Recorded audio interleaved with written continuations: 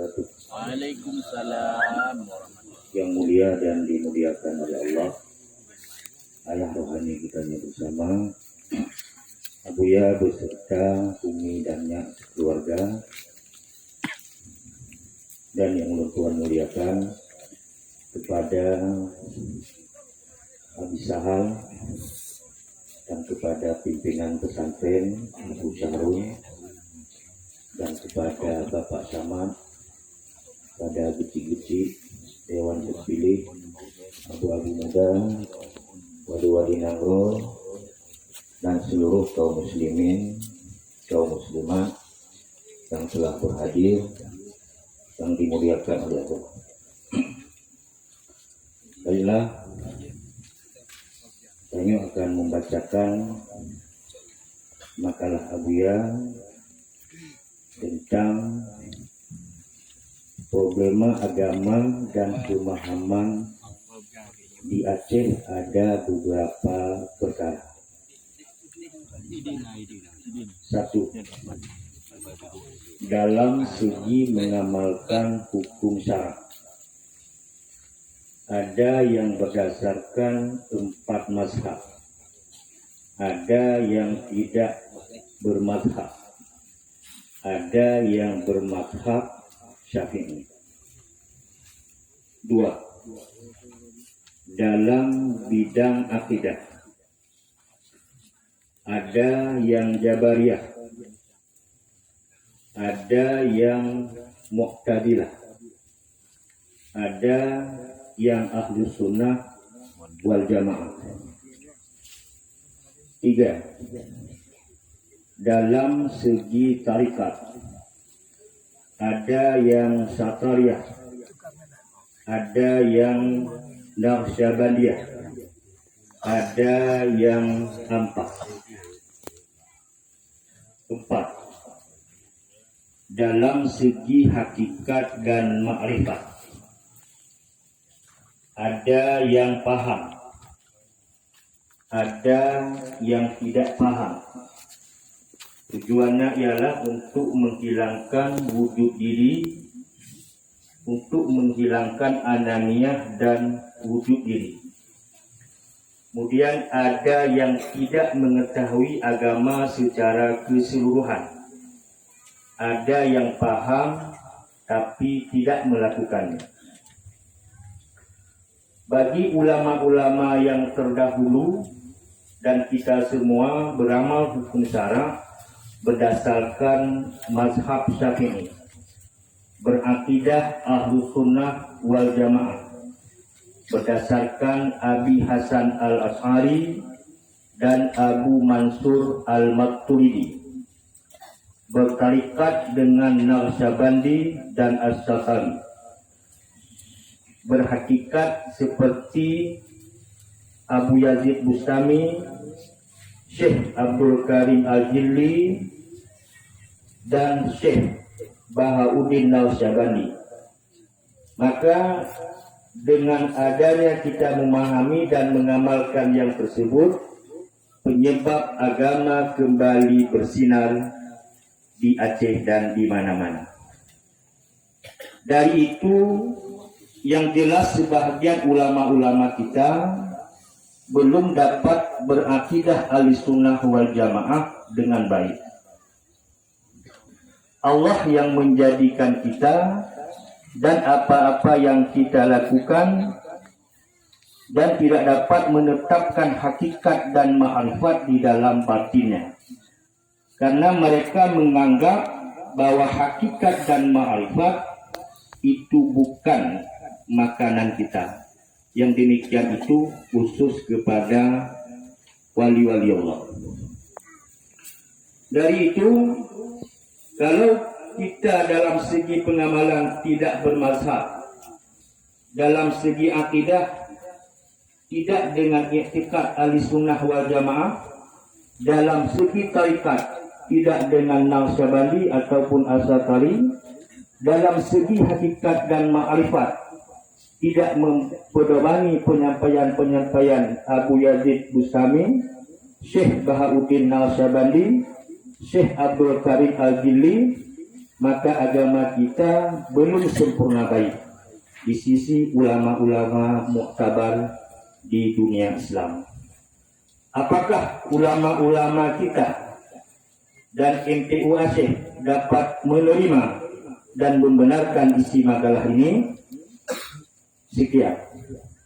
Dari kalangan ulama-ulama kita, pemerintah, sendikawan, tokoh-tokoh dan cerdik pandai kita, ada beberapa persen yang dapat menerima dan mengamalkan. Hadirin wal hadirat yang dimuliakan oleh Allah, ayah rohani kita yang kita muliakan. Abuya guru kita bersama di dalam makalah ini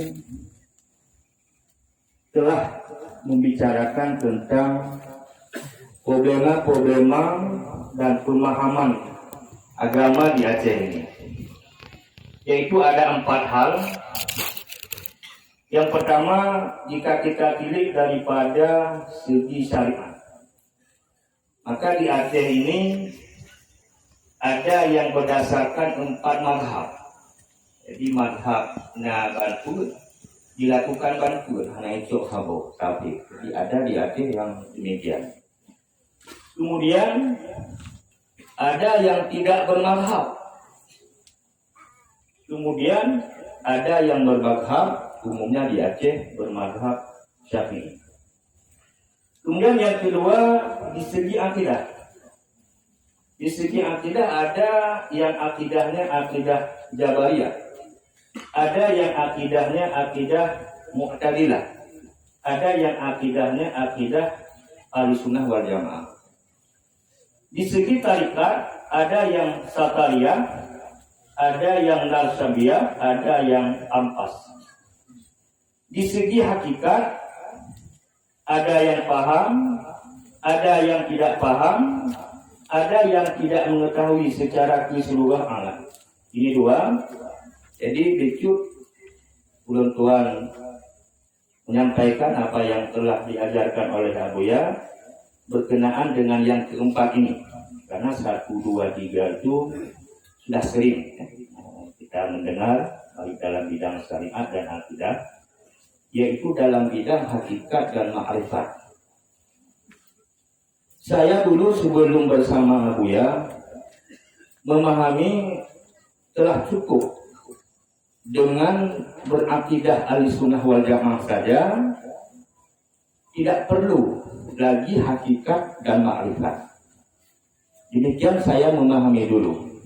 Karena saya juga alumni Daya dan saya sendiri telah mengajar akidah-akidah Ahlussunnah wal Jamaah. Pada masa itu saya menganggap bahwa sudah cukup dengan akidah saja, tidak perlu berhakikat dan ma'rifat. Karena untuk naik kepada hakikat dan ma'rifat itu orang-orang khusus, para wali-wali Allah.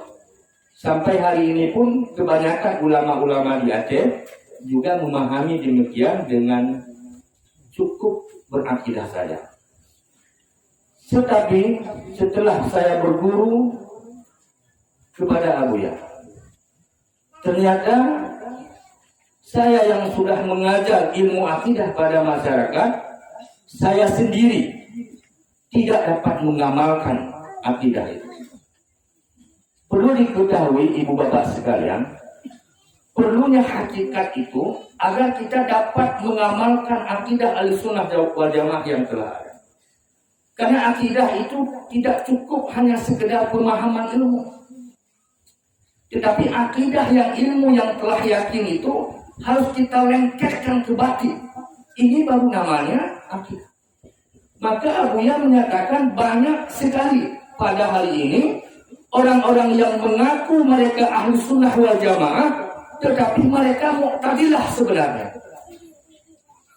Kapan kita baru benar akidah kita Ahlussunnah wal Jamaah? Jika akidah itu telah kita tahqiqkan ke dalam batin kita. Itulah disebut dengan hakikat. Kalau dalam hingga baru benar kita berpegang kepada Allah. Jadi dulu sebelum tuan belajar dengan Abuya, akidah itu hanya di ilmu, hanya di pemahaman. Tetapi di dalam kehidupan tuan tidak mempraktekkan. Akidah Ahlussunnah wal Jamaah itu. Jadi hakikat itu agar kita dapat mengamalkan akidah itu. Jadi tidak ada pembahasan di dalam ilmu akidah berkenaan dengan hakikat. Jika kita tidak naik kepada hakikat. Jadi kita tidak dapat mengamalkan. Tidak dapat hidup kita berpegang dengan Allah. Karena ulama tasawuf menyatakan makna berpegang dengan Allah itu alla yara li nafsihi hawla wala quwwah fi amali wala fi hali wala fi mujahadati wala mukabada bal ma yaghrudu minha ra'ahu minnata minallahi wa hadiyatan ilaihi fa in kana hakada faqad sahhat billahi bidayatu wa ilaihi nihayat. Jadi baru benar akidah Ahlussunnah wal Jamaah itu di saat kita tidak terlihat kita punya daya upaya, tidak terlihat kita punya kekuatan di dalam melakukan taat, tidak terlihat bahwa kita dapat bersabar, tetapi kita memandang bahwa apa yang muncul daripada kita secara zahir, batin kita memandang bahwa itu bersumber daripada Allah Subhanahu wa Ta'ala. Ini perkataan ulama sufi, ulama tasawuf yang diajarkan oleh Abiyah. Kesimpulannya, tidak ada beda pendapat di kalangan ulama sufi bahwa belajar ilmu hakikat itu fardhu ain. Catatannya, nasnya ada di dalam kitab yang diajarkan oleh Abiyah, yaitu Iqadul Imam, bahwa belajar ilmu ini ialah fardhu ain. Jadi, jangan ragu-ragu, saudara-saudara, tungku-tungku berkenaan dengan ilmu hakikat yang telah diajarkan oleh Abiyah. Jadi kita jangan ikut MPU kata Abiyah. Karena menurut Abiyah MPU itu akidah Ahlussunnah Jamaahnya hanya di luar. Batinnya banyak yang mu'tazilah. Ini hati-hati. Jangan sampai ditipu. Ya. Banyak sekarang orang-orang yang memberikan pengakuan Ahlussunnah wal Jamaah secara lidahnya, tetapi batinnya ialah Ahlussunnah batinnya ialah Mu'tazilah.